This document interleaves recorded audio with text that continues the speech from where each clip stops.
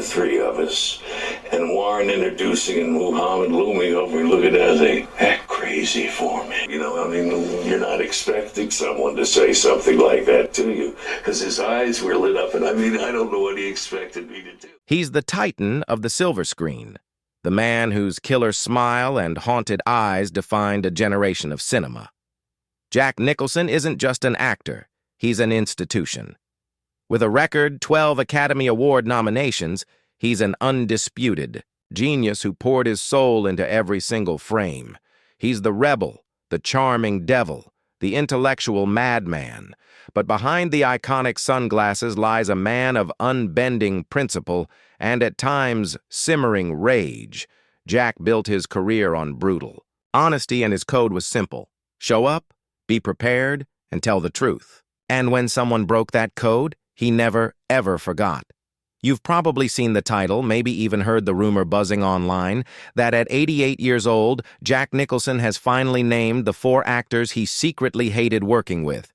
It's a juicy piece of gossip, a headline practically built to make you click, promising a secret blacklist from a Hollywood legend. But the truth is, that rumor is just fiction. There is no credible source that confirms Nicholson ever released such a list. The real story isn't about some secret list. It's written in decades of well-documented on-set battles and legendary confrontations.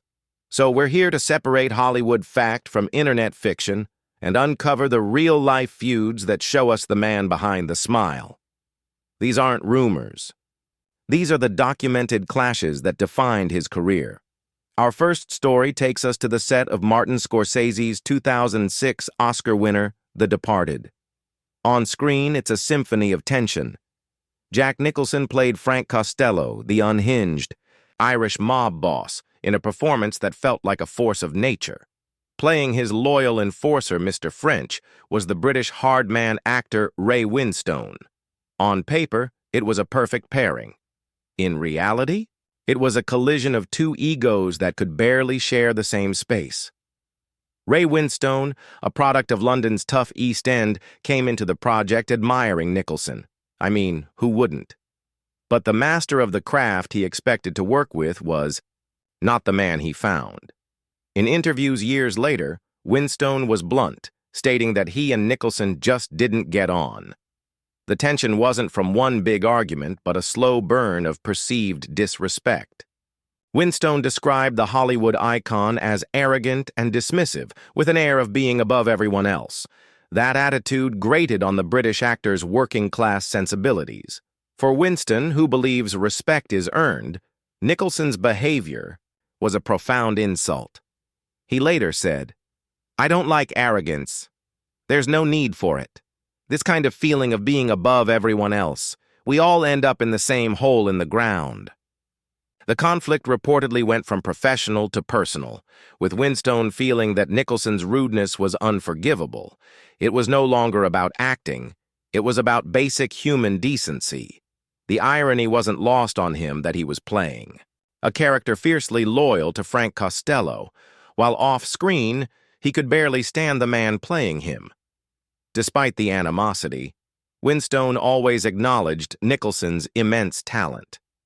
"He's fantastic at what he does, brilliant at what he does," he admitted, separating the artist from the man. But even that came with a backhanded compliment about Nicholson's writing, adding, "He's a great writer as well, by all accounts. At least that's what he kept telling us." This feud is a powerful example of Nicholson's uncompromising nature. It wasn't about acting methods, it was about personality and respect. It shows a side of Nicholson who demanded a certain deference, a king in his castle who did not suffer challengers gladly. In 1978, Jack Nicholson directed his second film, Goin' South, a quirky Western comedy he also starred in. It was a passion project, and he cast John Belushi, the supernova from Saturday Night Live and Animal House. Pairing Nicholson's disciplined cool with Belushi's chaotic comedy seemed like genius. In reality, it was a recipe for disaster. The conflict was a fundamental clash of styles. Nicholson, the director, was a serious professional. Belushi, on the other hand, was riding a tidal wave of fame and wrestling with severe drug addiction. He brought a chaotic energy to the set that immediately clashed with Nicholson's vision. According to Patrick McGilligan's biography, Jack's Life, Belushi's ego was out of control. He reportedly made petty demands and, fueled by cocaine, was often disruptive. This wasn't the kind of rebellion Nicholson admired. It was unprofessionalism that threatened to derail his entire film. As both star and director, Nicholson was in an impossible position. With his film on the line, he made a tough decision. He started cutting Belushi's role down. Scenes were trimmed, lines were given away, and Belushi's character was pushed to the margins. This, understandably, infuriated Belushi. He felt his comedic genius was being stifled. After the shoot, he was reportedly furious, and the feud became a Hollywood legend. For his part, Nicholson never publicly retaliated. He let the work speak for itself. Unfortunately, Goin' South was a critical and financial disappointment, with many reviewers pointing out the film's biggest flaw: not enough John Belushi. There is, however, a poignant though disputed postscript to this story.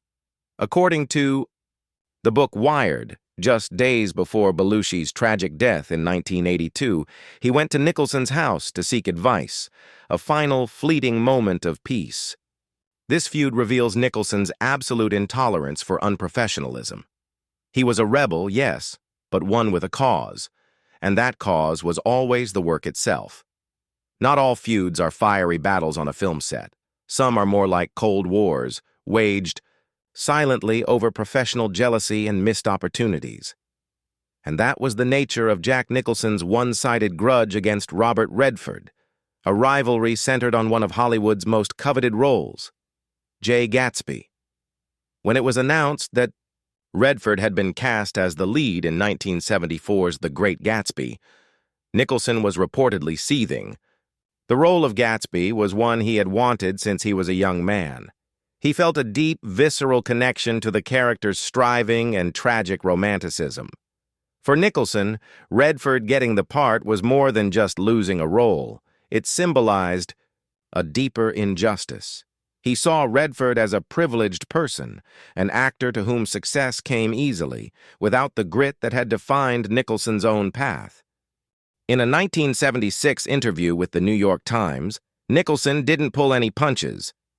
"I think I was righter than Bob Redford," he said about the Gatsby role. "He looks like a privileged person. He would not worry about chopping his way up." It was a sharp critique of Redford's entire persona. Nicholson felt Redford's classic good looks made him incapable of capturing Gatsby's desperate, self-made essence. Interestingly, some critics later echoed this, arguing Redford played the character with a detachment that missed the struggle beneath the glamour. This professional resentment wasn't a public screaming match, but a deeply held conviction that he'd been robbed of a career-defining role by an actor he felt was less deserving. The rivalry represented a clash between two Hollywood archetypes: Redford, the clean-cut movie star, and Nicholson, the dangerous anti-hero. This silent grudge reveals a different side of Jack. It wasn't about on-set behavior. It was about artistic ownership and the belief that only he could have done justice to a character that resonated so deeply with his soul. The set of 1975's One Flew Over the Cuckoo's Nest is the stuff of legend. It swept the Oscars and gave Jack Nicholson arguably his most iconic role. But this masterpiece was forged in conflict, a silent war of wills between its star and its director, Milos Forman. This feud wasn't personal. It was a profound, irreconcilable clash over creative control. The trouble started right away. Nicholson arrived with a specific vision for Randall P. McMurphy. His rebellion was one long, unsuccessful seduction of Nurse Ratched. He only shared this with actress Louise Fletcher, believing it would create the film's core tension. Forman, however, saw the story as an allegory for the individual versus an oppressive system.